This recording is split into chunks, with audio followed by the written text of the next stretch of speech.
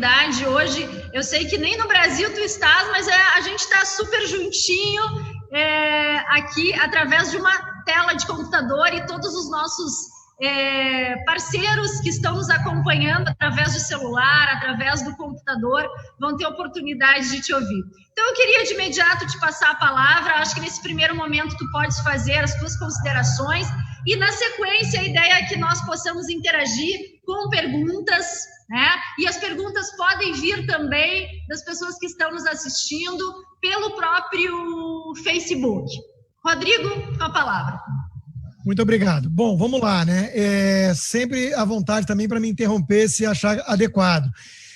Eu, obviamente, começo fazendo um disclaimer, né? Um caveat óbvio de que eu não sou especialista na área de saúde, né? E epidemiologia. Então, eu sou um economista, né? A minha visão vai ser a de um economista que tenta justamente buscar aí um equilíbrio entre essa questão da saúde e da economia, né? O vírus, o Covid-19 ou o vírus chinês, enfim, o nome que for, o coronavírus novo, ele obviamente não é uma gripezinha. Isso já está descartado, né? Ele é uma coisa séria.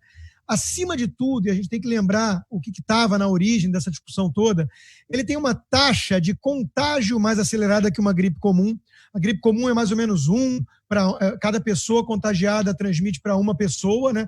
Enquanto que o Covid-19 chega perto de 3, 2,7 e tudo. Então, cada contaminado espalha para outras quase 3 pessoas. E, além disso, ele tem uma taxa de hospitalização muito alta, né? Há algo em torno ali de problema do Covid-19, isso, o risco de implosão do sistema de saúde, porque nós temos um sistema de saúde, e quando eu digo nós, não é só o Brasil, né, é o mundo. Veja que o caso da Itália, o caso do Reino Unido, são países que têm sistemas de saúde elogiados, público, né?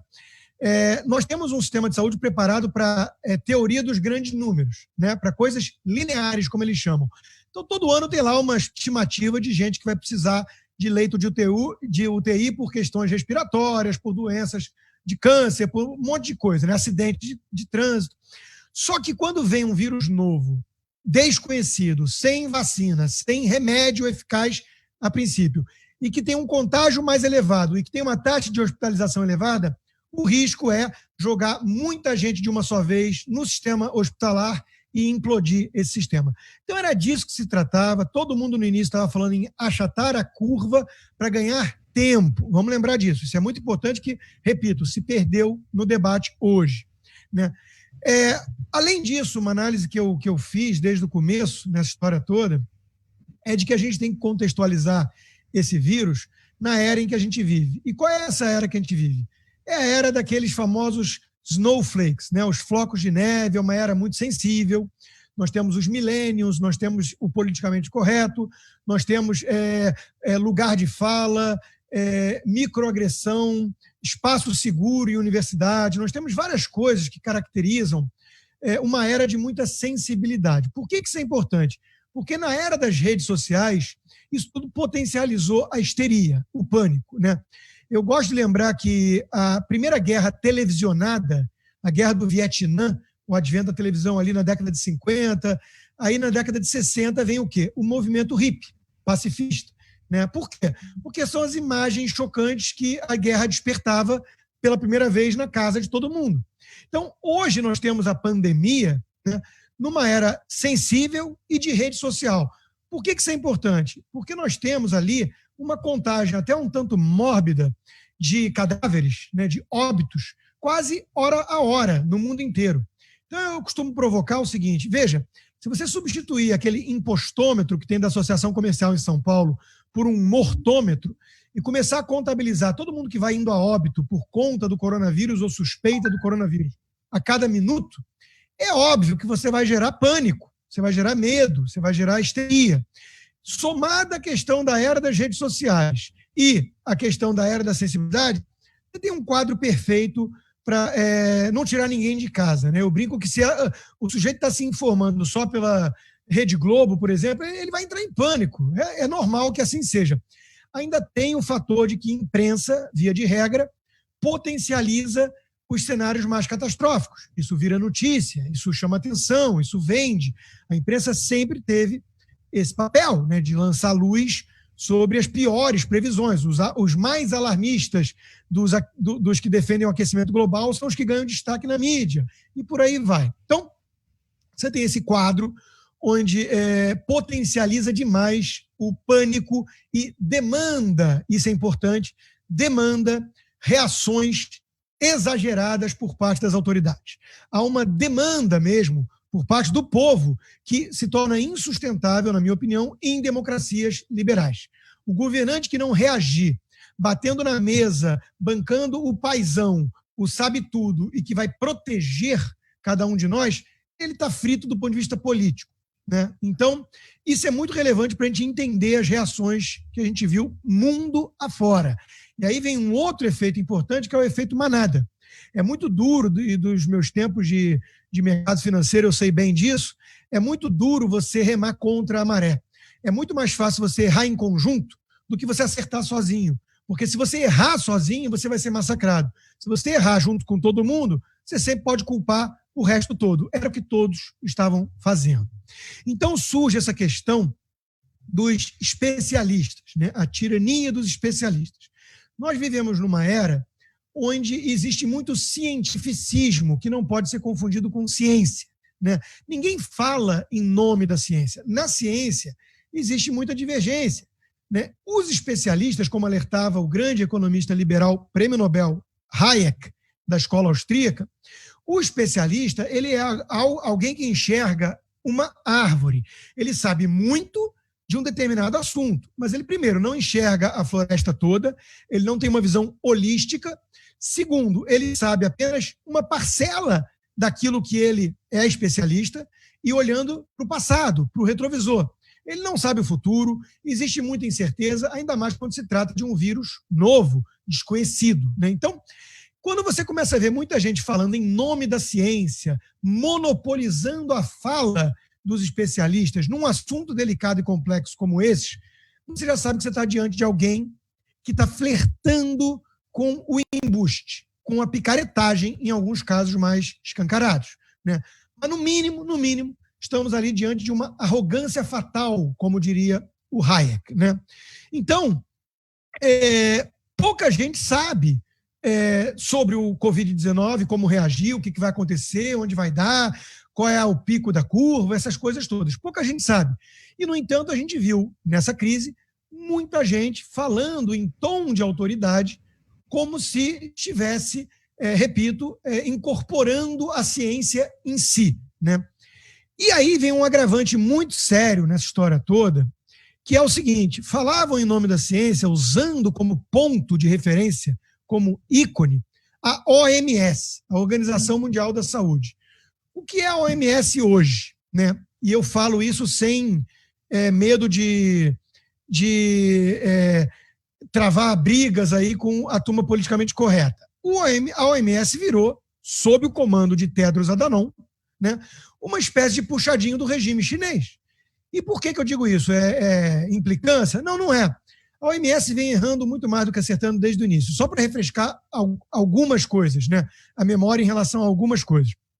A OMS demorou muito a considerar a pandemia uma pandemia, quando todos já sabiam que era uma pandemia e cobravam essa constatação apenas da entidade. A OMS recomendava que não era preciso parar de viajar no início, aceitou os dados da ditadura chinesa, sem transparência alguma, como realidade, elogiou a ação do regime chinês desde o início em relação a toda a questão da pandemia, não recomendou o uso de máscaras no início, algo que todo mundo sabe hoje que é fundamental para conter a disseminação, e por aí vai. Quem é o Tedros Adhanom, né? É alguém que, no seu país de origem, africano, a Etiópia, foi acusado de mascarar 3 epidemias. Ou seja, tem precedente. Não é um especialista na área, nem mesmo em medicina, fez um doutorado depois, mas não é a área dele de formação, né? Era alguém ligado ao partido marxista na Etiópia, né? E por aí vai. A China foi quem lutou tanto para ele ser o presidente, e a China é o segundo maior financiador da OMS. Qual é o primeiro? Estados Unidos. Sob o governo Donald Trump, agora rompeu. Então, a crítica à OMS não é picuinha, não é uma coisa de implicância ideológica. É algo muito sério que, infelizmente, a nossa imprensa brasileira vem mascarando. E quem ataca a OMS? Não só o Trump e o governo americano, senadores republicanos da Flórida e tudo mais, a ex-embaixadora da ONU, Nikki Haley, como o governo de Taiwan, o governo japonês, o governo da Alemanha, o governo do Reino Unido e por aí vai. Então, é algo muito sério o que está acontecendo em torno daquele que deu as diretrizes todas de como reagir a essa coisa toda. E deu essas diretrizes com base em quê? Nos dados oficiais da China e num estudo muito precário e alarmista do Imperial College britânico, que estimava em mais de 1 milhão de mortes só nos Estados Unidos, se nada fosse feito. 1 milhão de mortes, né? Nós estamos chegando aí em 50 mil mais ou menos, e acho que vamos ficar muito longe dessa estimativa sombria. Pois bem, com base nisso, adotaram, em nome da ciência, uma receita de um tamanho único de sapato, como se todos os pés fossem se calçar nesse mesmo tamanho. Além disso, perdeu-se totalmente o senso de proporção, né? Essa turma, essa garotada, que acha que sempre está vivendo a crise mais grave da humanidade, né? Acha que o aquecimento global é isso, e pensemos em Greta Thunberg e companhia, né? Eles não têm a noção, por exemplo, de que a gripe espanhola ceifou a vida em torno de 100 milhões de pessoas no começo do século XX. 100 milhões de pessoas. Isso numa época em que existiam 1 bilhão de habitantes no planeta Terra, de seres humanos. Hoje nós temos 7 vezes mais, ou seja, é análogo a imaginar 700 milhões de mortes hoje. 700 milhões de mortes hoje. Isso foi a gripe espanhola. Nós estamos hoje falando em algo como 200 mil mortes no mundo inteiro de Covid-19, e isso paralisou de forma sem qualquer precedente toda a cadeia produtiva global. Então, é algo que não tem histórico para trás, nem na época das guerras, e nós estamos fazendo isso com base em estimativas pseudocientíficas de um estudo com base em diretrizes da OMS, que virou uma entidade política e não científica. Só para dar um adendo em relação ao OMS, a Fox News tentou entrevistar o diretor canadense da OMS e perguntou sobre Taiwan, porque Taiwan acusou a entidade de não fornecer dados que foram pedidos pelo país. E quando foi perguntado sobre Taiwan, o diretor canadense da OMS fingiu que não ouviu a pergunta. E quando ela repetiu a pergunta, ele falou, não, mude a pergunta. E aí ela insistiu uma vez mais e ele desligou na cara dela. Então é isso que se transformou a OMS hoje. E não podemos falar da China e dessa promiscuidade, dessa relação simbiótica com a OMS no Brasil, na imprensa brasileira, porque a imensa maioria dos jornalistas vão dizer que a China é nosso maior parceiro comercial, então não podemos criticar. Veja em que ponto chegamos. Pois bem, usamos o caso da Itália como parâmetro.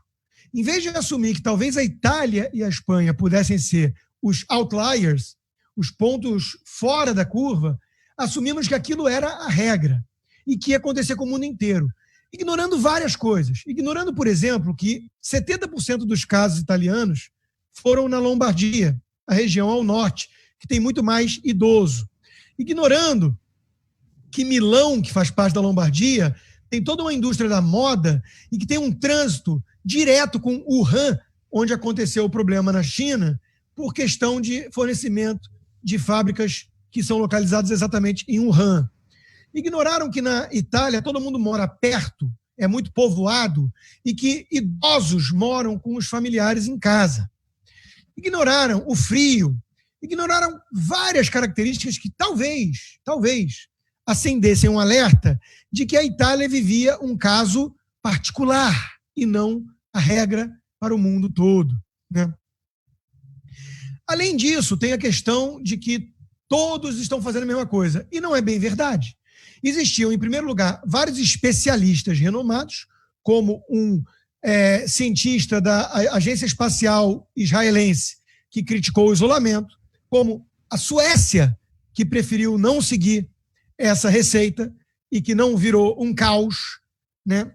E outros países que adotaram estratégias diferentes e que passavam a ser ignorados no debate. Ou seja, o debate ficou tão sensacionalista, tão tribal, que se você questionasse as diretrizes da OMS e do ministro da Saúde, Mandetta, você era um insensível assassino de velhinhos que não ligava para os outros.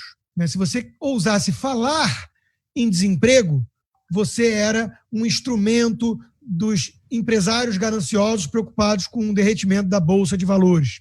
E isso não foi dito apenas por detratores ou por esquerda radical. Isso foi dito por Rodrigo Maia, presidente da Câmara, João Dória, governador de São Paulo, Ronaldo Caiado, governador de Goiás.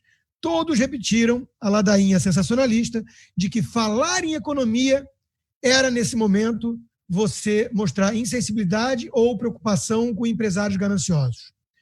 E tudo isso por quê? Porque a crise foi politizada no Brasil. E por quê? Porque entra em jogo a reação do presidente Bolsonaro.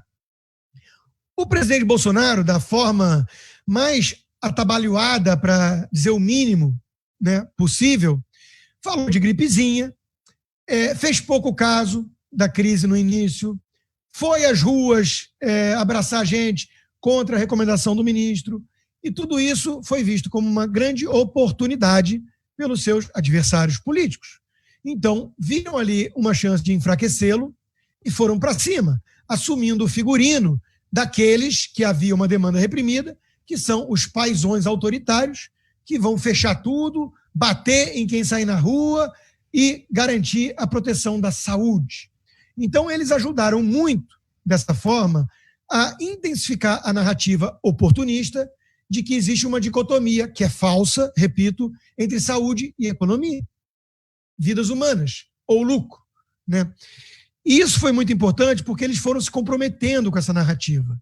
E uma vez que você está comprometido com essa narrativa, você fica mais intransigente, mais rígido em relação a qualquer recuo ou flexibilização necessária diante da realidade que você está vendo. Os dados mais alarmistas de mortes não se concretizaram, enquanto a economia foi, de fato, implodindo. Só para trazer algumas informações, né?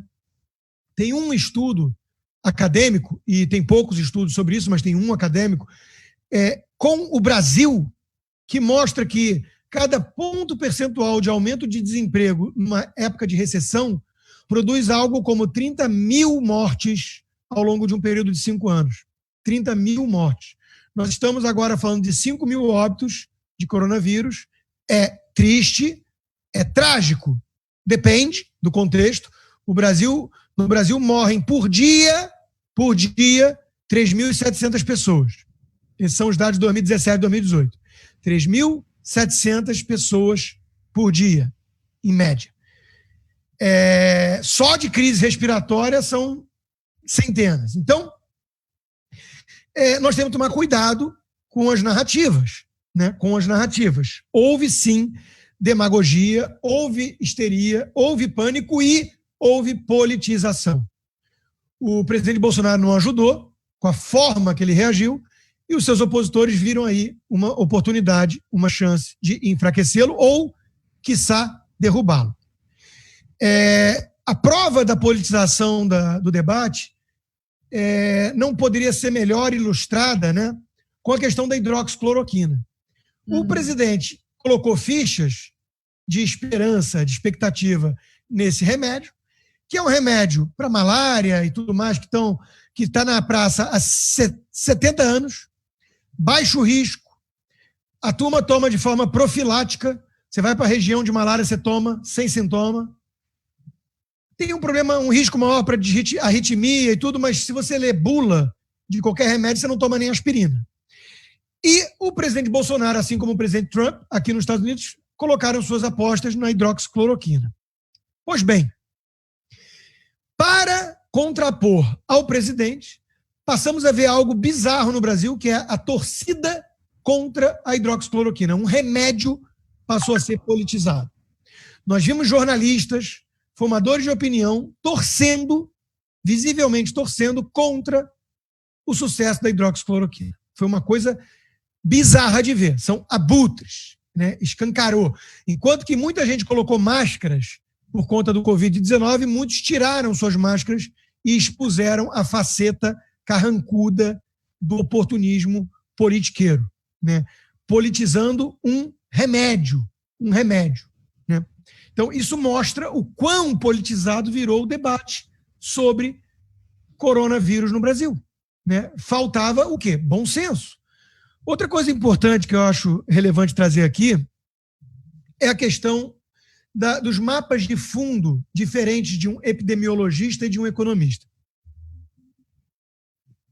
O melhor artigo que eu vi sobre isso foi de um economista, Noah Feldman, publicado na Bloomberg, onde ele explica o seguinte: um epidemiologista é treinado para fazer usos estatísticos dos dados disponíveis, imperfeitos, ainda mais em se tratando da China, onde começou esse problema todo, para uma única missão: conter a disseminação do vírus, da epidemia. Essa é a missão dele. Então, ele não vai medir esforços para isso. Ele acha que os recursos são infindáveis. Ele não olha para o resto. Ele tem essa missão. É legal, é legítimo. É parte da sua formação. Ele foi treinado para isso. Achatar curvas e ganhar tempo. Né? O economista, por sua vez, ele é treinado por excelência, na primeira aula, a entender o conceito de escassez. Ou seja, um economista que não fala em trade-off, que não fala em custo de oportunidade, não é um economista sério. Por isso que a esquerda toda, na minha opinião, não é séria ou não entende de economia. Porque a esquerda acha que vivemos num estado de abundância onde basta distribuir por meio do Estado recursos que acaba com a miséria. Não entendeu nada. Né? Então, todo economista é treinado, todo economista bom é treinado para aquilo que o economista francês do século XIX, Frédéric Bastiat, chamou de o que se vê e o que não se vê, que são as segundas derivadas, a segunda e terceira derivada das suas ações, né? Que é o custo de alternativa, o custo de oportunidade. Então, o economista bom, ele está sempre diante daquele dilema do bonde, dilema do trem. O trem está vindo, o bonde está descendo ladeira, o trem está descendo no trilho e só tem duas opções. Joga para A ou B. Tem uma bifurcação à frente. Acabou. Não tem... mas e se o trem não existisse? Pô, isso é debate de filósofo que vive em torno de Marfim. Para o economista é o seguinte: é A ou B. Você joga o trem para lá ou para cá. Na opção 1, você mata 5 pessoas e salva tantas. Na opção 2, você mata tantas e condena tantas. E por aí vai. Então, o economista sério, ele está sempre falando em trade-off, em custo de oportunidade. Por isso que um economista que é treinado dessa forma, ele não entende quando todo mundo está discutindo de forma histérica que temos que delegar toda a autonomia, poder e controle e decisão ao especialista da saúde.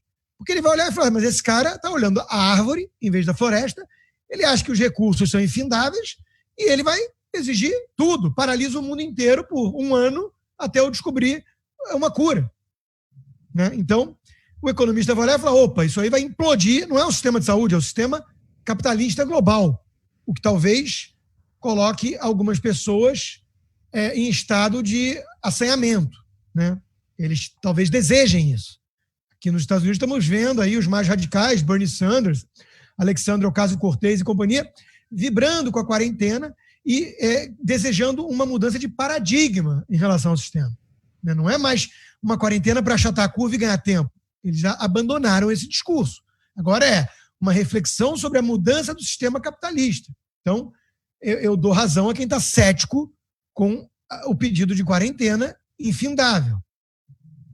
Pois bem, essa é a situação em que nos encontramos. Então, o presidente errou na forma, mas acertou, ao menos, em ser uma voz isolada, lançando luz para o aspecto econômico, porque os economistas aprendem a olhar para as alternativas. E eles olham com desconfiança para quem jura falar em nome da ciência, imperfeita, cheio de incerteza, com base num órgão todo politizado, e desejam medidas drásticas, draconianas, com enormes custos econômicos, sem se importar com isso, porque monopolizaram os fins nobres, as virtudes, e qualquer um que questione a sua sapiência é tratado como um insensível. Então, o economista olha para esse troço com muita desconfiança, muita. E aí chegamos nessa situação atual. Né? Temos um quadro que é preocupante, não é que o Brasil está com risco de colapso do sistema de saúde em alguns lugares, muito mais do que outros, né? Por conta do coronavírus. É que o coronavírus expôs a fragilidade do SUS, né? Manaus, que está lá com problemas, tem pouquíssimos leitos de UTI. O estado do Amazonas, fora de Manaus, os municípios em torno, não tem nenhum leito de UTI. Então, basta um sujeito ter pneumonia e precisar de um respirador que acabou. É uma crise no sistema de saúde. Então, calma lá, né? Nós estamos chegando agora em 80% de ocupação em São Paulo das UTIs. Acende uma luz amarela? Acende, mas veja como há demagogia e oportunismo político. Vários, e não são poucos, e não é só a extrema esquerda, vários estão tentando colocar no colo do presidente, por questionar o isolamento e falar da economia, essas mortes todas. Vejam, vamos lembrar do comecinho da minha fala. Qual era a ideia do isolamento, da quarentena? Achatar a curva para ganhar tempo. Era isso. Nenhuma morte até hoje, nenhuma morte das 5 mil mortes no Brasil tem a ver com falta de leito, portanto. Nenhuma. Porque os leitos não estão todos ocupados. O que quer dizer que o isolamento não preservou nenhuma vida até agora. Até agora. Reparem, estão confundindo as coisas. Estão adotando a premissa de que o isolamento é para impedir pessoas de se contaminarem totalmente. É à espera de um milagre. Isso não aconteceu em Nova York, isso não aconteceu na Itália, isso não aconteceu em lugar nenhum. A ideia era achatar a curva e ganhar tempo. À medida que você libera, relaxa o isolamento, o que vai acontecer? O que é a turma do isolamento, que eu chamo de isolacionistas agora, fanáticos, acham que vai acontecer? Liberou, começa a soltar, porque ninguém pode ficar para sempre preso. Começa a soltar. O que vai acontecer? O vírus desapareceu? Então, reparem que eles esqueceram a narrativa que eles mesmos usavam no início. E que eu questionava, falava, vocês estão falando que é 15 dias, isso é ridículo. Onde que 15 dias vai mudar alguma coisa? Me mostra. Por quê? Argumenta comigo. Lê o relatório da própria OMS que vocês estão usando como base. Está lá no relatório. Alguém foi ler? Está lá. Para surtir um efeito concreto, tem que ser um isolamento, uma quarentena, algo em torno de 6 a 9 meses. Alguém defende isolamento de 9 meses? Aí é melhor adotar logo o estilo Mad Max no mundo, porque aí é a implosão do sistema. Então, ninguém estava falando sério ali. Nós estávamos falando de pessoas que ou estavam tirando casquinha política disso, ou estavam em pânico e desesperadas, delegando o poder a autoridades que pouco sabem sobre o assunto. Lembrando da frase do alerta do Benjamin Franklin, um dos grandes pais fundadores da América, aqueles que estão dispostos a sacrificar a liberdade essencial em prol da falsa sensação de segurança não merecem nenhuma coisa nem outra. E casquinha política, medo, pânico e aquela coisa que eu chamei da esquerda caviar no meu livro, que é a sensação que eu sou do bem, que é uma turma toda que a gente viu, um fenômeno um tanto esquisito, macabro, na minha opinião, que é a quarentena gourmet.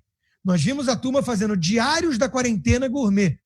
A turma de uma elite cosmopolita, liberal, entre aspas, que mora em casas ou apartamentos confortáveis, que tem reservas financeiras, estabilidade de emprego, setor público, talvez, e que começaram a fazer posts em redes sociais sobre que filmes você está vendo, que músicas você está gostando, olha só o que eu estou ouvindo, bebendo, como está legal a quarentena, olha aqui. Enquanto que lá fora, a turma pobre do andar de baixo está desesperada, pensando o que vai comer naquela noite. Há um abismo, que já é um fenômeno que não vem de hoje, entre a elite cosmopolita e o povo de carne e osso. E esse abismo se mostrou muito crescente, eu diria, intransponível, justamente nessa crise. É a história do que comam brioches, da Maria Antonieta, na véspera da Revolução Jacobina francesa. Então, eu vi com olhares estarrecidos essa turma fazendo diário da quarentena e falando, o Estado distribui recursos. E enquanto que eles não entendem o mínimo sobre o funcionamento da economia, acham que é um botão de liga e desliga e vão implodir a economia e causar um problema muito pior do que eles estavam tentando consertar com essas medidas e de forma totalmente insensível, posando de almas nobres nas redes sociais. É o fenômeno da esquerda caviar, que explica, em parte, a vitória do Trump, a vitória do Bolsonaro, o Brexit e por aí vai. E que a mídia, por fazer parte dessa bolha progressista, pelos jornalistas serem esses lacradores, jogarem para suas plateias o beautiful people, também não entenderam. Não entenderam o que estava acontecendo. O presidente Bolsonaro, com todos os defeitos, em que pese a forma totalmente equivocada, pecando pelo estilo que lhe é peculiar, pelo menos mostrou mais sensibilidade em relação à realidade do povo. Mérito seja reconhecido. Agora, o bolsonarismo ficou mais isolado com a crise, porque o Bolsonaro adotou uma estratégia arriscada, jogou todo o peso da crise econômica contratada no colo dos governadores, assumiu, de certa forma, o fardo das mortes, que ele sabe que iam mesmo colocar na conta dele, e já estão fazendo. Hoje ele já se manifestou, que não venham colocar no meu colo isso, mas ele não ajuda, quando fala e daí, não sou coveiro e por aí vai, ele não ajuda em nada, se isolou. Tem a questão do Moro, que ele conseguiu arrumar uma crise política em cima da crise pandêmica e em cima da crise econômica. Sai o Moro, que é um dos dois principais pilares do seu governo, o lava-jatismo e o liberalismo econômico, Paulo Guedes e Moro, perde um. O outro estava sendo meio que fritado, porque a turma está flertando com o dirigismo desenvolvimentista, o plano pró-Brasil, transformar o Brasil num canteiro de obras, gastar, esquecer o teto de gastos e por aí vai. Uma reportagem de 5 minutos quase na TV Record, que é alinhada ao governo, tratando o Paulo Guedes como alguém insensível. E aí vem isso, então pelo menos isso deu força para o Paulo Guedes, que se ele perder os dois pilares agora, perdendo uma perna, ele fica saci-pererê, perdendo as duas, acabou. Não anda mais. Então, se isolou, buscou refúgio no centrão fisiológico do baixo clero, PP e companhia, indica para diretor-geral da Polícia Federal alguém próximo, o Supremo Tribunal vai lá, na figura do Alexandre de Moraes, e veta hoje, vou falar já disso, e aquele que venceu para mudar toda a velha política e confrontar o establishment, se vê hoje refém desse establishment e acuado, isolado. Então a questão da governabilidade fica totalmente em xeque e sobe no telhado, várias bandeiras sobem no telhado que elegeram Jair Bolsonaro. Esse é o quadro, né? Um quadro dramático. Eu devia ter alertado antes os senhores e senhoras e eu garanto que eu não sou garoto propaganda do Prozac, nada disso, mas é um cenário preocupante. Né? Um pouquinho indigesto para o horário do almoço. Exato.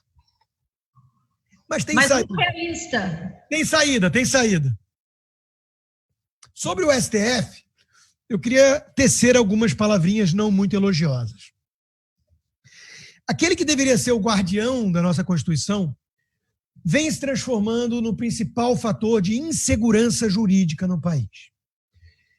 Alguns ministros ali juram que são legisladores. É verdade que, às vezes, num vácuo de poder, numa briga entre legislativo e executivo, o STF se mete.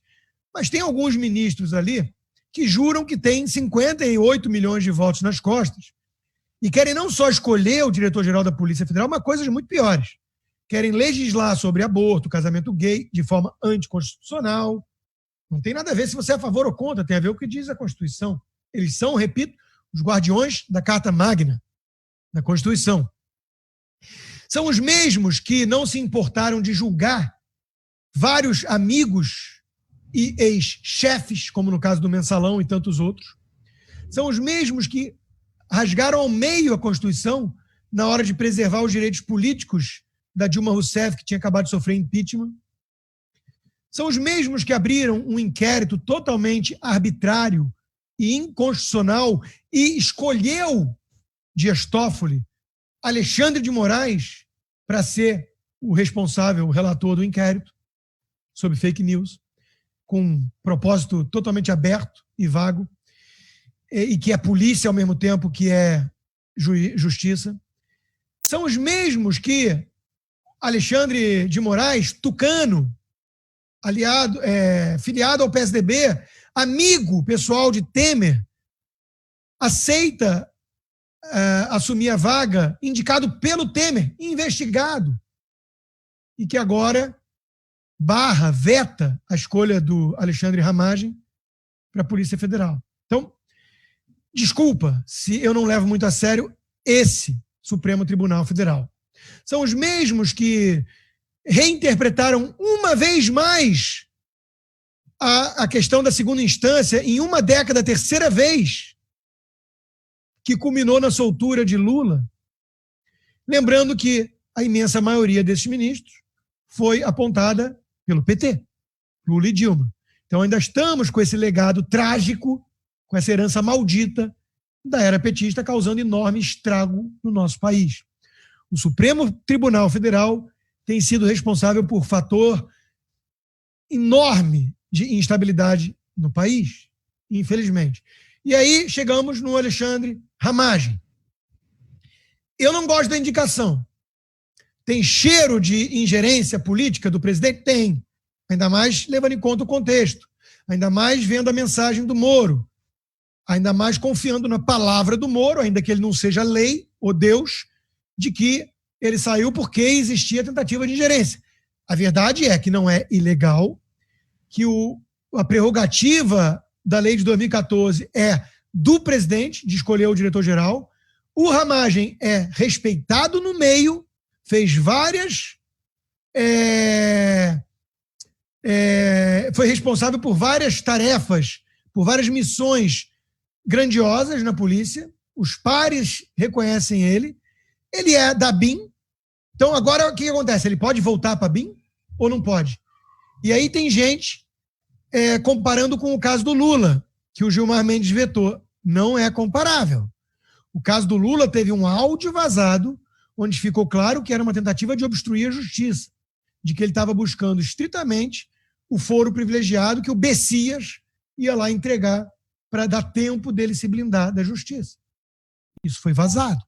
Então, não é comparável a uma expectativa de ingerência. Há um sinal amarelo que acendeu com a escolha, por ser amigo do Carlos Bolsonaro e ter passado o Réveillon junto. Porque a gente está entrando numa seara muito subjetiva. Pode ser que grau de amizade com o presidente?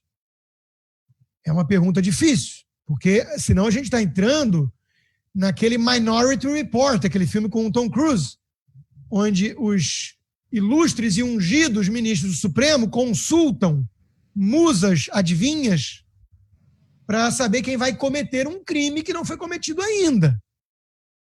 Não há a ingerência. Há uma expectativa. Então, é grave. É grave. E a minha experiência de 5 anos nos Estados Unidos, 3 dos quais sob o governo Trump, é a de que a resistência ao fascismo, entre aspas, costuma ser muito mais nefasta para as instituições republicanas do que qualquer arroubo autoritário e arbitrário de Trump. Tem um livro sobre isso, da jornalista que é membro do board editorial do Wall Street Journal, um jornal muito sério, Kimberly Strassel, chamado Resistance at All Costs. E nesse livro, ela mostra exatamente, com vários casos, como essa turma da resistência, que já vem pedindo impeachment do Trump desde o primeiro dia de governo, vem causando estragos homéricos nas instituições republicanas. Muito mais do que qualquer verborragia do Trump, que é bufão, que é fanfarrão. E é fundamental para a análise desse tipo de governo nacional populista separar aquilo que esses presidentes falam daquilo que seus governos fazem. O que o governo Bolsonaro vem fazendo em relação à pandemia, na área econômica, na área da saúde, mesmo com o Rolando Lero lá que ficava fazendo discursos infindáveis sobre sua infância e depois cantarolando e abraçando funcionários, vinha fazendo. Mas o Bolsonaro, como líder, falava coisas diferentes. Mas é fundamental separar uma coisa da outra, porque essa turma da resistência ao fascismo, ao suposto fascismo, essa turma, por ser o fascista do bem, por ter convicção plena de que está combatendo o maior inimigo que a democracia brasileira já teve, mesmo uma democracia que aguentou 13 anos, quase 14, de PT, que defende até hoje a ditadura venezuelana e cubana, que tentou comprar todo o Congresso, que tentou calar jornalistas. Mesmo essa democracia, né? A maior ameaça é o Bolsonaro. Por quê? Porque ele é bronco, porque ele é tosco, porque ele fala muita besteira. Mesmo com um quadro de ministros técnico, muito bom e tudo mais, que tinha Moro, né? Até anteontem. Então, veja, é preciso tomar cuidado. Os fins não justificam os meios. Tem várias críticas legítimas a esse governo. Na pandemia, essas críticas ficaram mais legítimas ainda, principalmente em relação à conduta de um líder da nação que não se mostrou talvez à altura disso, como referência. Tudo isso é legítimo. Mas cuidado. Se a gente começar a aplaudir o arbítrio de um Supremo Tribunal Federal que já vem cometendo vários deslizes em relação à sua missão precípua, que é a de guardião da Constituição, nós estamos indo para um clima de flertar com a anomia, terra sem lei. E isso é muito mais grave do que qualquer coisa que o Bolsonaro tenha dito ou feito até hoje. Fala muita besteira. Fala de AI-5, fala. Mas o governo não faz. O governo é um governo que vem respeitando, por exemplo, a liberdade de imprensa, em que pese o Bolsonaro, como pessoa, ser indelicado, machista, tosco com jornalistas. O que também não inocenta o fato de que boa parte da mídia se tornou torcedora do contra, porque é parte dessa resistência. Assim como aqui. A CNN e companhia é torcedora. Procura pelo em ovo, faz picuinha o tempo todo, procura criar intriga, porque torce contra o governo. Então, esse é o quadro, né? Temos saída. Não vai ser em formato V, já respondo a primeira possível pergunta, mas qualquer coisa hoje é prematura e achismo. Não sabemos o tamanho da crise, depende muito de até quando vamos ficar em isolamento ou paralisação parcial da economia. O impacto disso é muito grande, né? Houve uma disrupção na cadeia global produtiva, isso também demora muito a voltar. Há uma mudança em relação à China, que o mundo todo vai ter que rever como vai ser o relacionamento daqui para frente, que bota em xeque a globalização como a conhecemos. É inevitável que subam o tom com a China, porque das últimas 10 epidemias graves no mundo, 9 ou 10 vieram de lá. Não é à toa. Aquele mercado molhado de Wuhan é podre, aquilo não é hábito cultural, costume, aquilo é anti-higiênico. Um bicho exótico em cima do outro, cortado na hora, com sangue se misturando, gente comendo carne crua. Isso não é cultura, isso é desespero de povo faminto, que virou hábito deplorável e anti-higiênico. E a ditadura sabe, e é alertada para isso por várias comunidades científicas há anos, e nada faz. Uma ditadura que impôs a mais de 1 bilhão de habitantes a política de um filho só. Quer dizer, a ditadura consegue obrigar todo mundo a ter um só filho. Maior prática de aborto generalizada no mundo. Mas não pode fechar um mercado molhado de uma região? É uma piada, né? Aí vem depois todos os erros da ditadura em termos de mascarar os dados, esperar para alertar o mundo, mentir sobre quantos estavam mortos e tudo mais, permitir as viagens, mesmo sabendo. Tem um laboratório lá em Wuhan que suscita várias dúvidas, até que ponto foi algo deliberado ou acidental, mas produzido por laboratório e não natureza. E por aí vai. Então o mundo vai ter que rever sua forma de interagir com a China. Isso tudo tem um custo incerto ainda. Então é um novo mundo. Eu não acho que é um novo mundo assim, no aspecto de que todo mundo vai mudar para sempre a forma de agir. Não. Cachorro mordido por cobra tem medo de linguiça. Durante algum tempo a gente vai ficar meio arredio, arisco. Vai usar máscara, não vai frequentar aglomeração. Mas, fui ler, né, literatura, A Peste do Camus e tudo. E eu estou que nem o filósofo Pondé, a natureza humana é resiliente, está aí há milhares de anos, né? Nós vamos esquecer desse troço e vamos voltar a viver. Assim que tiver uma vacina, um remédio mais eficaz, que tem indícios alvissareiros, aí hoje mesmo os mercados estão subindo por conta disso. A notícia do Gilead, que atingiu a primeira fase com o sucesso do Remdesivir. Tem também estudos com hidroxicloroquina, com vermífugo e por aí vai, enfim. E a Pfizer anunciando potencialmente vacina já para esse ano. Então, o mundo inteiro está correndo atrás do tempo perdido, né? E é muito dinheiro envolvido. Graças a Deus temos esses laboratórios capitalistas com ambição por lucro para correr atrás de soluções. Então, isso vai acontecer, a gente vai sair dessa, vai esquecer e vai voltar ao normal nossas vidas dentro de um tempo, dentro de um prazo, né? Tem gente que vai falando, o mundo nunca mais vai ser o mesmo, eles não sabem o que foi o terremoto de Lisboa de 1755, eles não sabem o que foi a gripe espanhola. A humanidade continua, é resiliente. Agora, algumas coisas vão mudar e vai levar um tempo até ajustar. Então, eu não imagino uma economia se recuperando em formato V. Isso eu não imagino. Acho que está fora de cogitação praticamente. Mas nós vamos conviver muito tempo aí com, primeiro, o custo dessas medidas todas que estão sendo tomadas para auxílio de empresas, de indivíduos e tudo mais. Só esse ano, um rombo de R$500 bilhão, quer dizer, lá se foi metade da economia prevista com toda a reforma previdenciária em uma década, em um ano de pandemia. Vários oportunistas socialistas flertando com a ideia de mudança de paradigma. O neoliberalismo falhou, temos que ter mais Estado, tá vendo? Tem que ter o SUS mais forte. Não, o SUS estava lá. O NHS, que é o sistema britânico, a Itália, que era elogiado, e deu no que deu. Não é o problema do SUS. Então, falta do SUS, né? Então, vai ter um bando de oportunistas tentando usar uma crise para os seus interesses ideológicos e políticos. Né? Tudo isso é parte do jogo, mas vamos ter que lutar contra o assanhamento dos socialistas depois.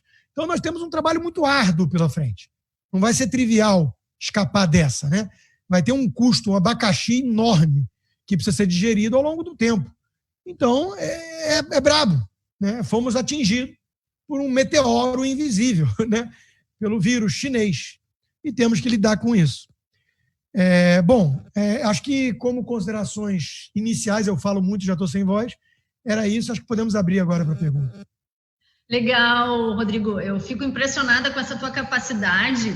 Tu fez um passeio, né, desde OMS, imprensa, governo, STF, e tudo isso, de fato, tem impactado as nossas relações e o nosso dia a dia. E nada mais será igual, mas a gente, né, como diz também, tu citaste Pondé, nós somos resilientes e nós vamos ter uma capacidade de voltar a uma normalidade possível. Mas eu acho que tem algo que favoreceu muito, que são essas relações, essas conexões que nós estamos fazendo e também esta possibilidade das pessoas trabalharem em casa, novos hábitos que até então a gente entendia como uma questão cultural que não era tão aceitável. Então, isso é um avanço e é uma evolução. Agora, nós estávamos acompanhando aqui, tem muita gente bacana nos assistindo, né? A Ode Cunha, o reitor Paulo Fossati, enfim, entre tantos amigos queridos que nos acompanham, mas alguns comentários aqui falam especificamente e soam com a palavra morte, né? Alguns que dizem, olha, se todos os leitos não estão ocupados hoje, é porque o isolamento foi importante. Outra pergunta que vem é no sentido de quanto mata a quarentena? O isolamento, né? Alguém está medindo um eventual aumento da mortalidade no Brasil como efeito colateral da quarentena? Porque tu fizeste referência, né, sobre isso.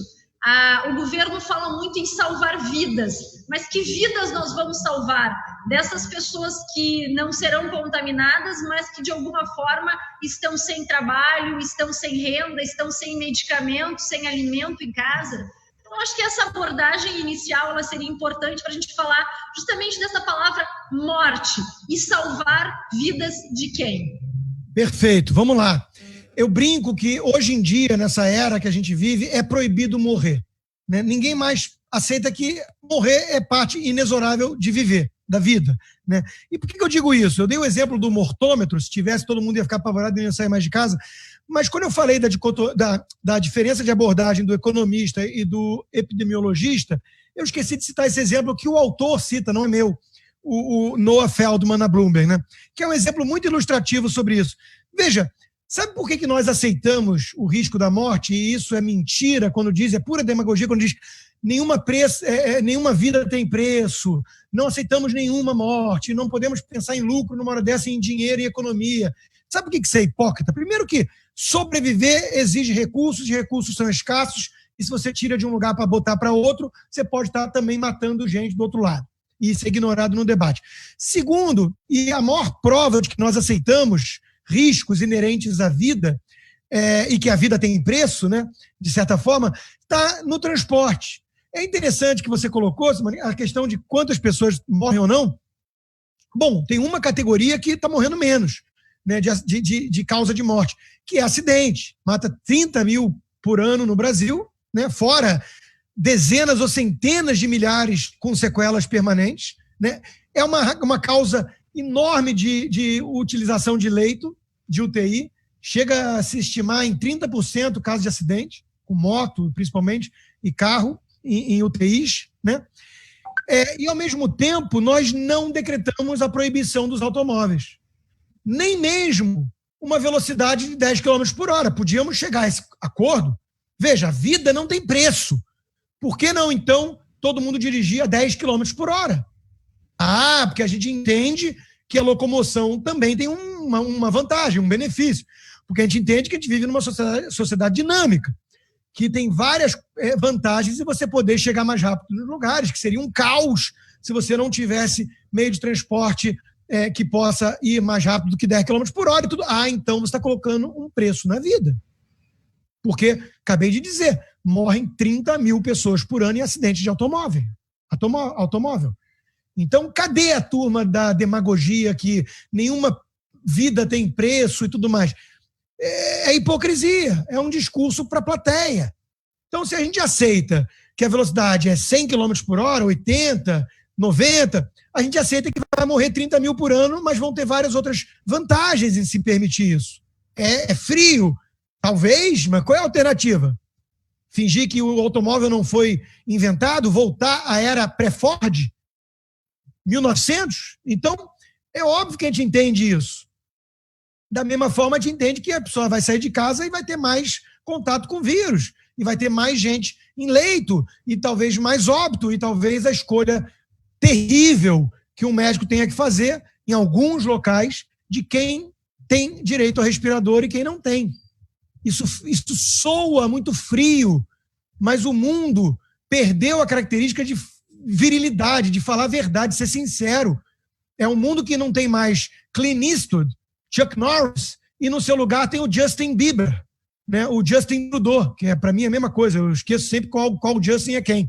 Então, é uma coisa lamentável, as pessoas não podem mais ouvir certas verdades, pessoas morrem, e morrem 3.500 por dia. Por dia. Então, é uma afetação de virtude muito impressionante na era das redes sociais, né? Então, a gente tem que lembrar que morre. Agora, o isolamento pode ter evitado que o leito chegasse a 100% já e tudo mais. Pode ser. Mas, número um, e eu já cobrei isso do governador de São Paulo, em várias entrevistas na Jovem Pan, cobrei de outros especialistas, do Davi Wip e companhia. Cadê o modelo? Cadê a prova científica, já que falam tanto em ciência? O Mandetta chegou, numa entrevista recente, ao ápice da arrogância que nem Newton, nem Darwin, nem Galileu, ninguém chegou perto. Eu sou a ciência. Quando eu fui exonerado, eu temo dizer que o presidente exonerou a ciência, sendo que o Nelson Taik, que está lá, tem um currículo muito melhor do que o dele, que é um ortopedista político, ex-deputado e que está querendo já lançar livro e sair candidato à presidência em 2022. E o outro não é filiado a partido algum, é oncologista muito mais preparado, e aí? Ele exonerou a ciência. Olha o nível de arrogância, de megalomania do Rolando Lero. Desculpa falar assim, mas é porque me irritava muito aquelas coletivas sem propósito, né? Então, pode ser, eu dou o benefício da dúvida, eu não sou o dono da razão, sequer sou cientista. Agora, me mostra um modelo, me mostra a evidência, não pode ser todo mundo faz, porque não é verdade, para começo de conversa, e não pode ser que é intuitivo, seria muito pior se não tivesse isolamento. Não pode ser com base nisso. Isso não é ciência, isso não é argumento científico. Então eu quero entender o modelo, para ver, vem cá, quantas vidas foram poupadas, quantos leitos foram poupados. Outra coisa, o que foi feito durante o isolamento até aqui. Porque eu vou lembrar, o isolamento não é para salvar vidas, nesse sentido, de não ter contato com o vírus. É no sentido de não implodir o sistema, salvar vidas que seriam perdidas se o sistema de saúde tivesse abarrotado. Isso é o isolamento. Isso é a causa do isolamento. Acabou. Quem diz o contrário está mentindo, ou esqueceu a narrativa que eles, isolacionistas, usavam. Isolamento é para ganhar tempo e fazer alguma coisa nesse tempo. Porque senão, de que serviu? Alguma hora vamos ter que sair de casa. E aí? Então, é isso que eu quero entender. Estão levando em conta modelos científicos mesmo? Eu já cobrei e não tive resposta satisfatória. Estão levando em conta o custo de oportunidade? Quantas vidas estão se perdendo ou vão se perder nos próximos anos, quando milhões e milhões de pessoas estiverem desempregadas a mais do que as 12 milhões que já estavam quando começou a pandemia, que não vão ter plano de saúde, portanto, e que vão abarrotar o SUS com várias doenças, inclusive respiratórias, que não causadas pelo coronavírus. No inverno brasileiro que está chegando, achatamos a curva, deslocamos o pico, jogamos para o inverno. Cadê? Não me basta hashtag fiquem em casa com jornalista que bate panela contra governo. Isso não me basta. Eu exijo mais. Falta maturidade para o debate. É a primeira coisa que eu comecei cobrando nos meus veículos de comunicação. Primeira coisa. Cadê os adultos nesse debate? Tira a criança. Demagogia, sensacionalismo, isso é coisa de criança. Poser de rede social. Tira. Tira a criança da sala. Criança que fala que ninguém pode morrer, tira da sala. E vamos falar sério. Vamos falar o seguinte, onde morre menos? E se tiver que escolher morte de idosos com 3 comorbidades extras ou jovens? Vamos escolher quem? É duro isso, né? Pensar dessa forma é muito duro. Mas e se a alternativa tiver que ser feita? E se não tiver escolha? E se for uma escolha salomônica? A pessoa não pode ficar na posição confortável de falar, não, eu escolho, não quero. Eu escolho que ninguém morra. Hashtag fique em casa. Não pode ser isso. Eu botei um exemplo na minha rede social, no meu Twitter, que eu fui massacrado, mas dezenas de milhares de curtidas também, mas fui massacrado como alguém insensível, que eu falei, vem cá, numa guerra, a gente entende que manda jovem de 18 anos para um sacrifício, muitas vezes, fatal, para preservar algo maior, presume-se.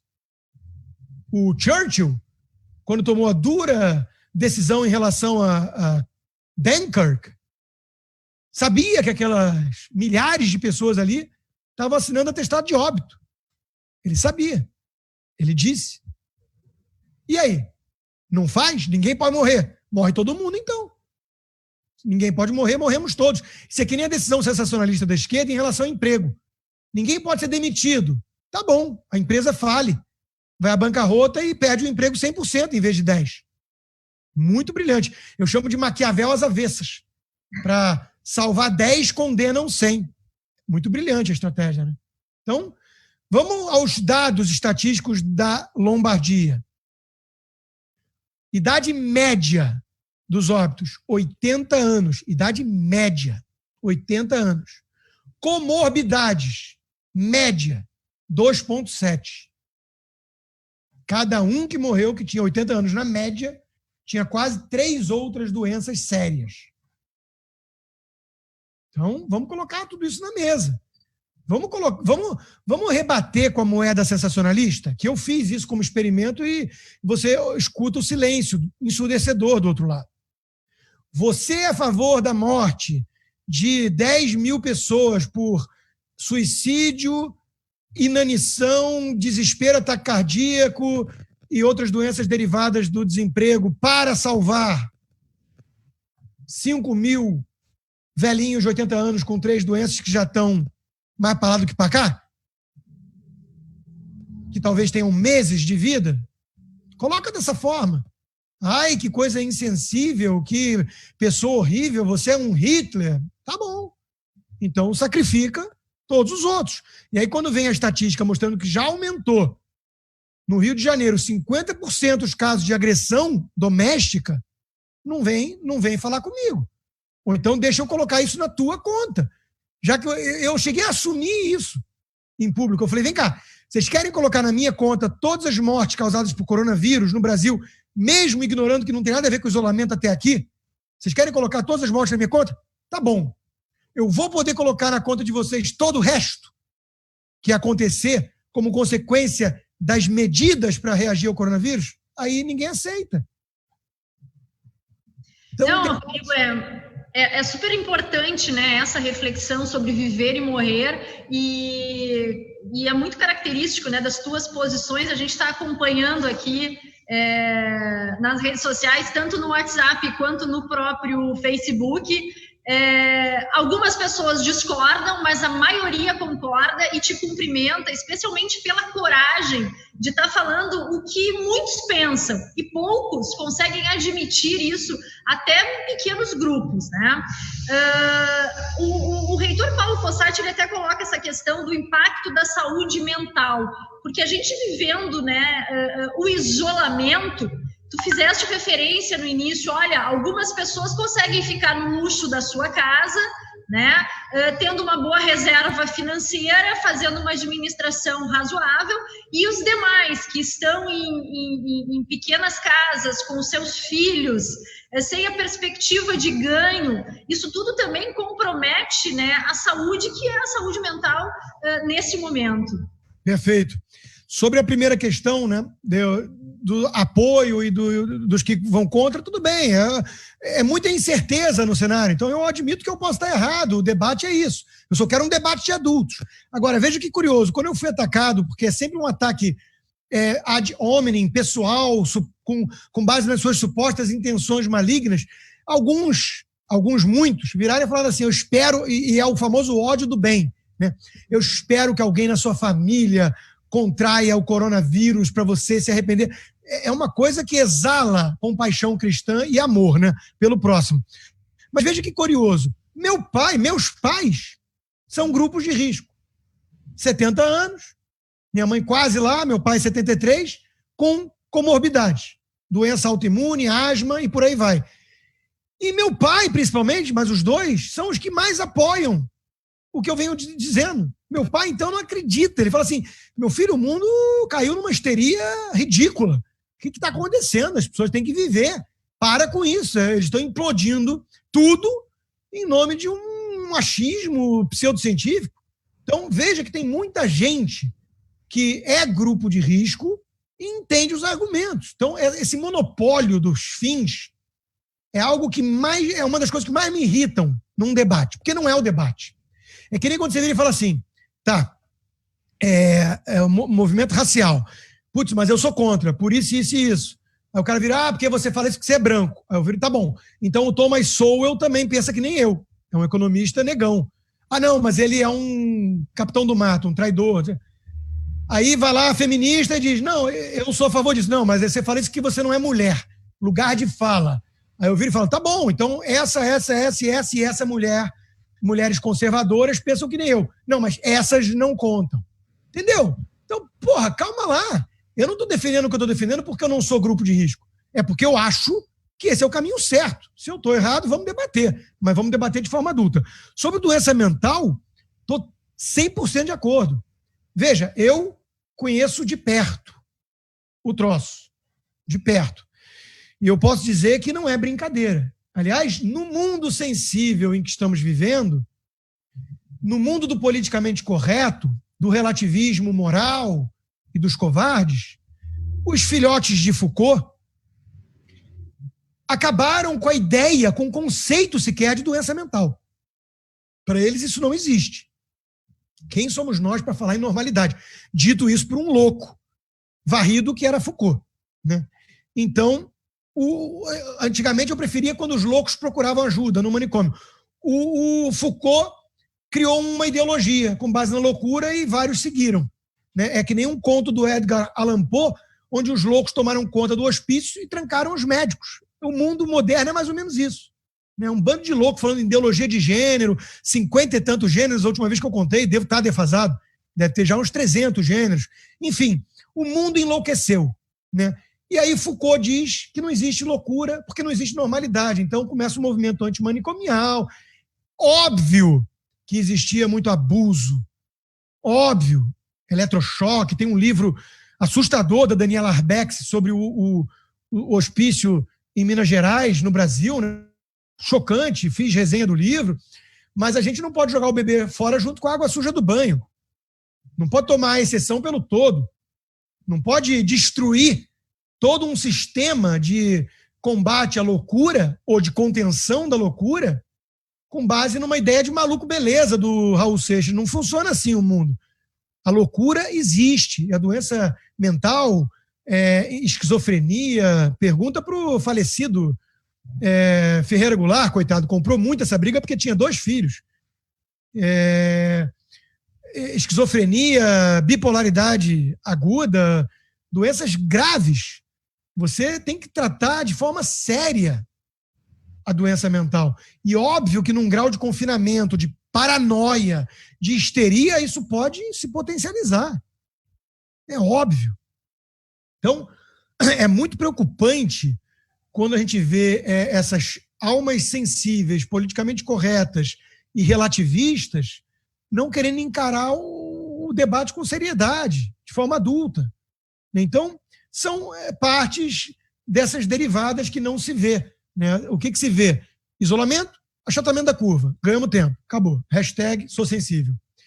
O que não se vê? Desemprego, mortes causadas pelo desemprego, doenças mentais pipocando, agressão doméstica disparando, e por aí vai.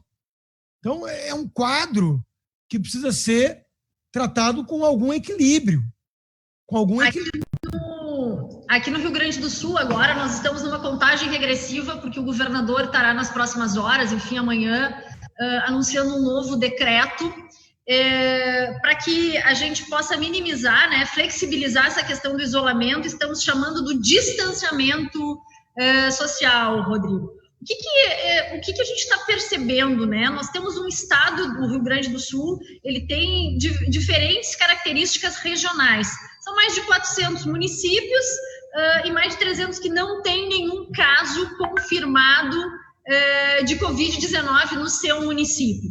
O que nós tínhamos no início, né? Os prefeitos, como autoridades municipais, decidindo sobre abertura, fechamento, isolamento, enfim. De repente, os prefeitos dizem, olha, através, né, da FAMORS, olha, nós queremos que o governo faça um decreto único para o estado do Rio Grande do Sul. Aí o governador vai lá e decreta, então, o isolamento e fechamento, especialmente do comércio. O comércio no Rio Grande do Sul ficou fechado. E a gente tem um impacto econômico muito grande. Um estado que já vem parcelando salários, já vem com dificuldades financeiras, né, ao longo aí de anos. E agora, com uma arrecadação que vai cair, a estimativa é de que caia de 30%, 40%, podendo nos próximos meses chegar a 50%, como é que a gente acomoda tudo isso? E aí eu sigo, né, no questionamento. O governo federal, que estava buscando fazer o ajuste fiscal, agora vai ter que socorrer estados e municípios. Como é que se dá toda essa dinâmica? Porque o dinheiro mesmo é um dinheiro que circula no nosso país, que a gente, enquanto elo, né, econômico, faz acontecer a indústria, o comércio, o serviço, o agronegócio. Com essa parada, a gente vai ter um grande prejuízo. O governo federal não vai conseguir manter o ajuste fiscal, toda a economia que a gente fez com a reforma da Previdência, ela vai agora, né, um recurso ser direcionado para essa questão. E ainda, disputa política entre governadores, presidente da República. Na tua fala inicial, tu ainda colocaste que a gente sempre busca um paizão, que a gente busca alguém que nos salve. O Bolsonaro é o nosso paizão? Não. E eu espero que nenhum político o seja, ou tente ser. Veja, em primeiro lugar, como eu disse também, um tamanho de sapato único não pode vestir todos os pés. Cada lugar é um lugar. Cada município tem uma realidade diferente. Ribeirão Preto, eu entrevistei o prefeito outro dia, está começando a abrir comércio. Por quê? Porque eles se prepararam, tem leite, estão com 20% de utilização ainda de capacidade só, e tem que fazer. Agora, Manaus, não pode. Então, cada caso é um caso. Eu vi esse coronavírus em 3 ondas. A primeira onda foi o pânico, nesse clima, nesse contexto, que gera a busca pelo paizão e a saúde ditas regras, em nome da ciência, né?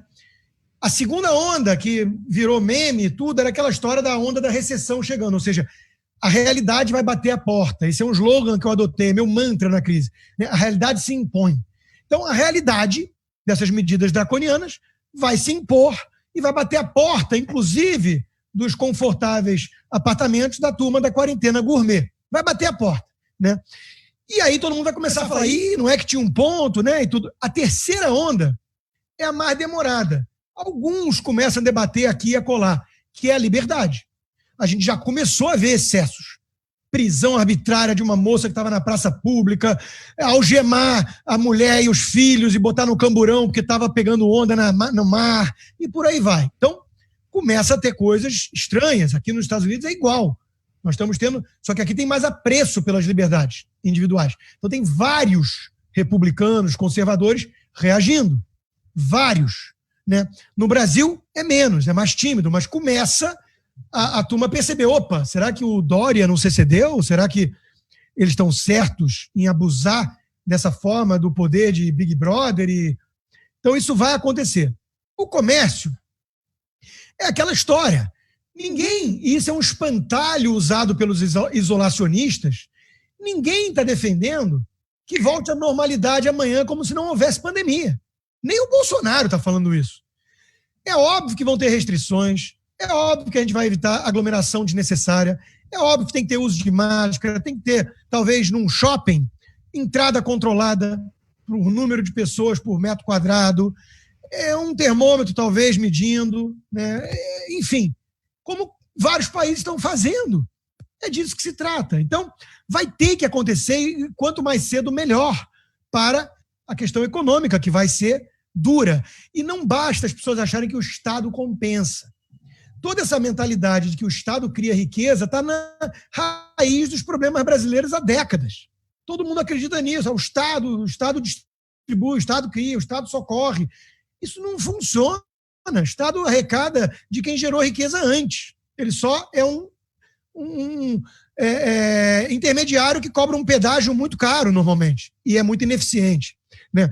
Então, não é assim que funciona. O Plano Mansueto, que era um plano de auxílio aos estados e municípios com contrapartidas, virou o Plano Mansueto. Rasgaram o Mansueto e aprovaram centenas de bilhões de resgate sem contrapartida. Agora estão entubando que pelo menos tem que ter o congelamento dos salários, que, segundo o próprio Mansueto, pode economizar 100 bilhões. Isso é o mínimo necessário que se exige. Eu acho que mesmo um liberal pode entender que no momento de crise dessa magnitude, guerra, pandemia, catástrofe, ele pode mudar o software. Ele pode aceitar que tem que ter um jogo de cintura pragmático e gastar mais, e flexibilizar um pouco a questão da austeridade fiscal. Tudo bem, desde que temporário, sem mudança de paradigma, com estratégia de saída e compensação.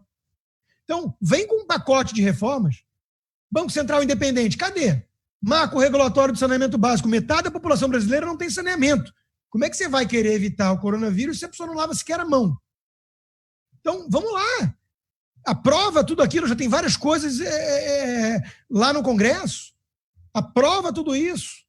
Oferece uma contrapartida, em vez de parecer tão oportunista assim, parece um bando de chacal de olho numa oportunidade que a crise lhes concedeu. Não é à toa que todo estatizante adora metáfora com guerra. A guerra contra a pobreza, a guerra contra a desigualdade, porque isso justifica um estado permanente de gastança como se não houvesse amanhã. Né? Aí você pergunta para o Keynes, mas Keynes, cavar buraco e tampar buraco só para gerar emprego? Mas e amanhã? Eu falei, amanhã estaremos todos mortos. Foi daí que veio a famosa frase. Então, o problema é que o amanhã chega. E em relação a abrir e tudo, eu dou um exemplo de um grande empresário da construção civil paulista que eu conversei, e ele me falou, Rodrigo, 70% das obras estão em andamento, mas veja, os nossos operários têm um padrão de controle tão elevado de isolamento, de material, de proteção e tudo, e além de tudo, um fator pedagógico, que ele vai escutar um monte de coisa e levar para a comunidade dele, para a periferia, para a favela, que é muito melhor, talvez, do que ele ficar confinado, desesperado, ganhando um chequinho do Estado, que difícil, às vezes nem chega, quando é informal, nesse caso não são, mas confinado numa casa onde moram 8 num quarto. Então, é bom senso, é adaptar a realidade brasileira. Até o Tedros Adhanom teve um lapso de bom senso e reconheceu isso. Veja, cada caso é um caso, né? Temos que pensar nisso. Tem países que têm muita pobreza, as crianças usam a escola para comer, e por aí vai. Então, o Brasil tem mais de um terço da mão de obra na informalidade. Uma dimensão continental, 200 milhões de habitantes. Quando o projeto de auxílio de R$600, o Corona Voucher, estava no Senado, já tinha hashtag do Freixo e companhia, e inclusive retuitada por pseudo-liberais, essa garotada de MBL e tudo mais, já tinha a hashtag Paga Logo Bolsonaro. Paga Logo Bolsonaro. O troço no Senado.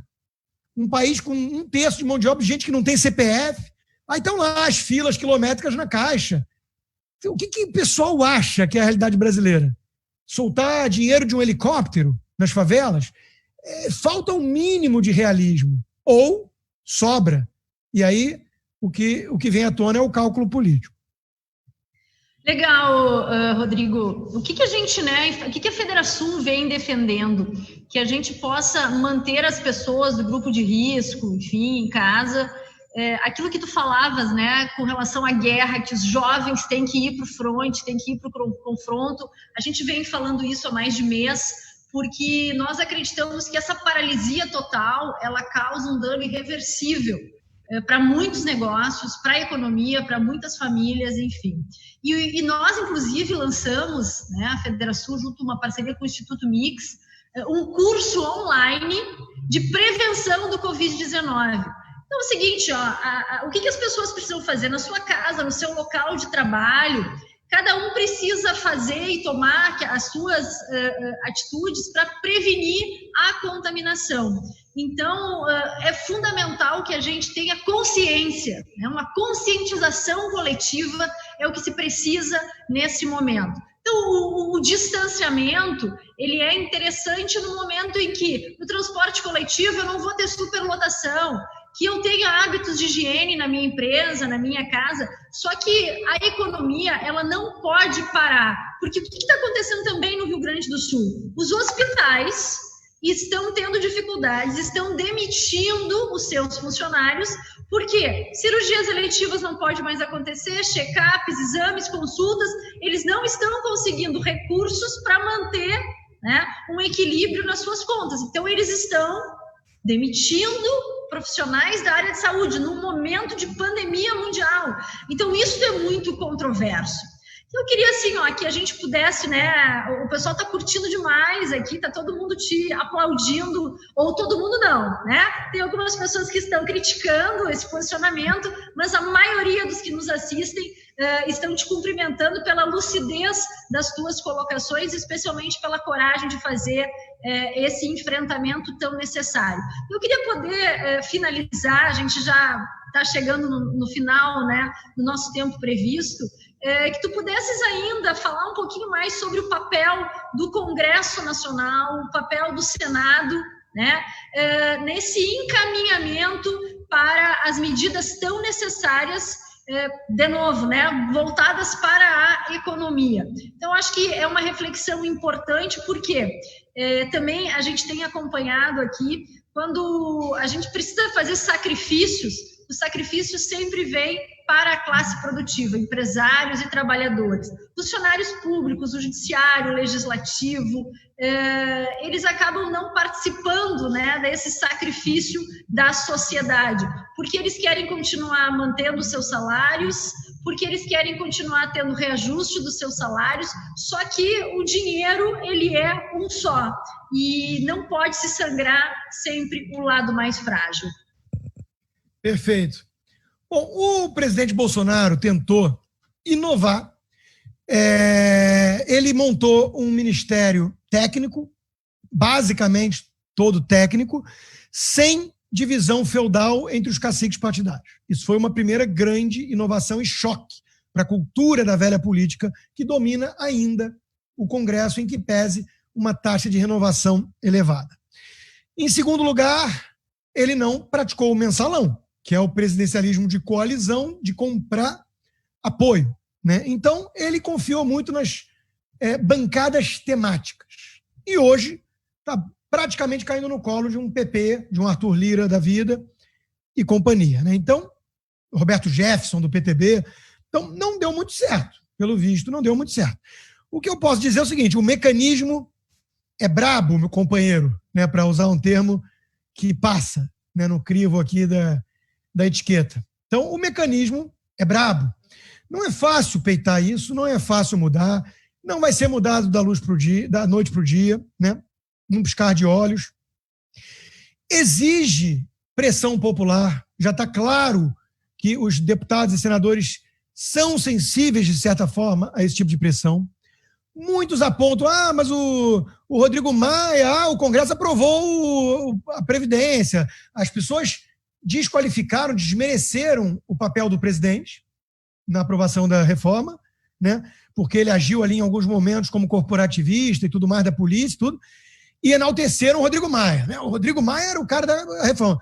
Ignoraram que muitos estavam cobrando que ele pegasse a reforma em andamento do Temer e desse continuidade, era metade da economia em 10 anos, 500 bilhões. E segundo, o Rodrigo Maia e companhia agiram ali, na minha opinião, com um senso de sobrevivência. É uma questão de salvar a galinha dos ovos de ouro, né? Não deixar ir a pique o sistema, né? Os estados estão falidos, o governo federal tem risco de ir à bancarrota se continuar dessa forma. Então, num senso de sobrevivência, impeachment da Dilma para não virar Venezuela e depois reformas que o próprio Temer estava colocando em pauta, né? Isso não quer dizer que essa turma virou, de repente, abnegada, altruísta e acorda todo dia com o espírito público pensando o que fazer em prol do país. Então, você tem que lidar com a matéria-prima que tem, com a argila que está disponível. É essa aí. Eu não sou favorável a um cabo e soldado para o STF, que eu critiquei bem aqui. Eu não sou favorável a fechar Congresso. Isso é óbvio que não é o caminho. Então, nós temos que reconhecer, primeiro, que a coisa vai andar devagar, que é 2 passos para frente e 1 para trás, pelo menos que seja isso, em vez de 2 para trás e 1 para frente, né? Que vai ser necessário engolir sapos, pressionar, conseguir alguns avanços, priorizar as pautas mais relevantes, né? E aí eu faço uma crítica, sim, ao presidente, ao governo. O bolsonarismo age como fenômeno sempre buscando conflitos permanentes. É um tribalismo, em essência. Ele precisa sempre do inimigo. Então, hoje, nós vimos o Vitor Hugo, o deputado Vitor Hugo, que ninguém mais, ninguém menos do que o líder do governo na Câmara, retuitando postagens dos deputados do Partido Novo, Marcel Van Hatten e outros, lamentando a saída do Moro e falando, tomem suas conclusões, insinuando que são traidores.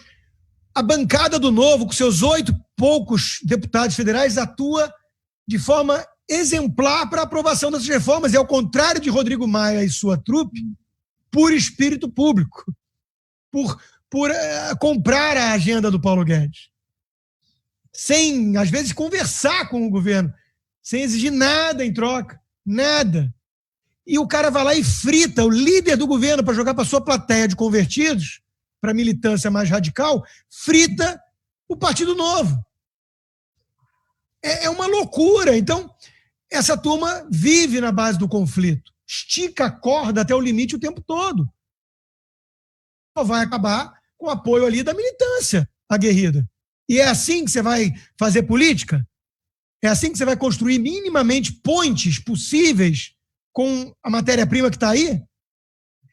Então é um negócio desesperador. Você olha esse troço e fala assim, cara, como é que vai ter governabilidade se não tem mensalão? Bom, talvez passe até, né? Pelo menos o tomar lá da cá em termos de ministérios e estatais está indo por esse caminho. É um grito de pragmatismo para a sobrevivência do próprio bolsonarismo? Talvez, mas que incoerência, né? Que hipocrisia. Então, é difícil. Me irrita nos meus pares na mídia que o tempo inteiro que você chamava atenção por essa dificuldade, eles apontavam só para o Bolsonaro como culpado. É quase como se o nosso primeiro-ministro branco, alçado a primeiro-ministro pela mídia, o Rodrigo Maia, fosse um sujeito com quem você pudesse ter diálogos apenas republicanos o tempo todo. Então é muito triste ver que eles não entendem o papel da pressão popular e com quem estão lidando. Ficam só atacando o presidente. É picuinha, torcida do contra. Né? Mas, ao mesmo tempo, o presidente, por vários erros próprios também do seu governo e dele, com esse tribalismo, está caindo no colo do que há de pior do centrão fisiológico, do baixo clero. Então, olha a situação, né? E a ideia do impeachment do presidente Bolsonaro para que o Mourão assuma a presidência? Não acho que vinga, acho que o Rodrigo Maia sabe o poder que tem agora, porque tem uma base crescente de apoio, meio a meio já. Ele tem vários pedidos na gaveta, ele escolhe o mais palatável e ameaça, né? Então o Bolsonaro virou refém dele, tanto que ele agora já andou elogiando a aproximação ao centrão, porque não é só com Lira que ele vai ter que conversar. Então, eu não acho que o impeachment seja um caminho agora, renúncia não vai acontecer. Então, hoje eu sugeri no Jornal da Manhã uma alternativa, né? Peça férias, presidente, por alguns dias, para não falar o que falou ontem. Claro que a Globo tirou do contexto, usou só aquela frase do Idaí e depois ele se solidarizou com as vítimas. Aconteceu tudo isso, a imprensa joga esse jogo sujo. Mas o presidente não precisava levantar tanta bola, ainda mais sabendo disso. O Bolsonaro é aquele que vê uma casca de banana do outro lado da rua, atravessa para cair, né? Então, é um negócio horroroso. Então, assim, não acho que vai ter impeachment. A turma tem medo do Mourão. Hoje elogiam o Mourão porque ele é alternativa. Elogiam o Mandetta, elogiam o Moro, agora. Todo mundo que vira instrumento anti-Bolsonaro. Né? Mas eles têm medo. O Mourão vai fazer coisas muito diferentes. Talvez tenha uma vaidade maior, uma necessidade de falar mais ali com esse establishment, de parecer mais moderado para a mídia. Não sei. Mas no meio de uma pandemia, de uma crise econômica, vamos falar de mais um impeachment? Acho que está fora de cogitação nesse momento. Né? Então, é um impasse. É uma situação muito delicada, muito difícil. Fica com a sensação de um pato manco que sacrificou o grosso das reformas em prol da sobrevivência política. Então, agora, se a gente conseguir uma ou outra coisa das bandeiras do Paulo Guedes, já estamos no lucro. É o que a pandemia fez com a gente. Rodrigo, encaminhando para o nosso encerramento, acho que são brilhantes as tuas colocações. Eu queria poder ouvir, né, centenas aí de empresários que nos ouvem, te assistem, uma mensagem assim nesse reestruturação pós-pandemia ou ainda durante esse período tão turbulento que a gente está vivenciando. Empreender, eu sempre digo que é um ato de fé, um ato de coragem, e mais do que nunca agora para a gente seguir em frente.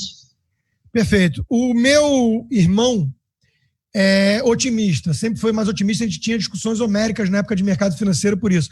Eu era mais pessimista, via tudo que podia dar errado, mais filósofo, né?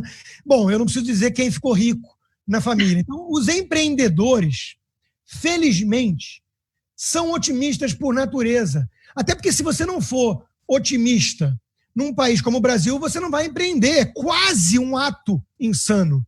Né? Porque tudo joga contra. O ambiente é o mais hostil possível aos negócios, a quem cria riqueza. E que, além de tudo, depois de passar por todos esses obstáculos, por sobreviver à maratona, o Estado tentando fazer tudo possível para você não dar certo, vai lá a inteligência, a intelectualidade e cospe em cima de você. Você é um explorador. Você é um cara que abusa dos pobres e tudo mais, né? Que é a narrativa vigente da esquerda. Então é muito duro você ser um empreendedor no Brasil. Então, o empreendedor, ele é otimista, ele vai superar essa, e nós vamos superar essa. O custo vai ser alto, não vai ser rápido, mas vamos superar. E como você colocou, tem coisas que vão sair também interessantes disso. Em épocas de guerra, sempre acontece também. Inovações, saltos tecnológicos que dão choques de produtividade depois. É assim, a internet mesmo, né? Foi por causa de guerra. As forças militares americanas por trás disso. E depois a iniciativa privada pegando e criando o que criou, né?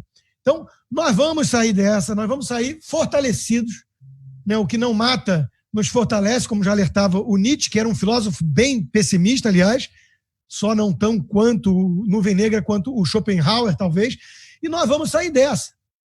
Então, eu acho que isso é um momento de crise e oportunidade, que é a definição de crise, né? Perigo e oportunidade, é isso que diz. Então, não acho que é motivo para desespero, não acho que é motivo para jogar toalha, não acho que é motivo para desesperança e se abater. Acho o seguinte, é momento de arregaçar a manga, de tentar levar lucidez e maturidade para o debate, tentar aproveitar também a crise do nosso lado, porque a esquerda não perde uma oportunidade de crise para avançar com sua pauta. Vamos pressionar que, já que tem que ter ajuda do Estado, já que tem que ter uma guinada no software liberal, que ao menos seja com base em contrapartidas de reformas e que depois venha com mais intensidade ainda a agenda reformista, privatizações, por exemplo, e tudo mais, né? Vamos fazer o que a gente puder, vamos tentar fazer desse limão uma limonada. Tenho conversado, sim, com muitos empresários. Aliás, faço aqui a minha propaganda, né, para quem está ouvindo, se quiser. Eu criei um negócio chamado Patreon, Patrono VIP, que são grupos seletos, no máximo de 100, 150 pessoas é o máximo, já tem 100, que participam comigo de um grupo de WhatsApp. Diariamente eu respondo, né, uma live semanal desse tipo, né, sobre um assunto específico, ou sobre conjuntura, ou sobre um livro. São pessoas que estão muito mais próximas de mim para poder trocar e ter essa troca dentro do grupo também, que é muito legal. Então tem lá no www.patreon.com/Rodrigo Constantino, tem lá as categorias, mas eu acho isso importante também para mim, porque me dá um feedback, me dá autonomia e independência para eu ter essa coragem na mídia que é hostil a essas ideias, infelizmente, né? Eu vejo como os meus pares na imprensa como um dos principais problemas hoje em dia no país, infelizmente. E não acho que seja algo orquestrado, não. Gramsci.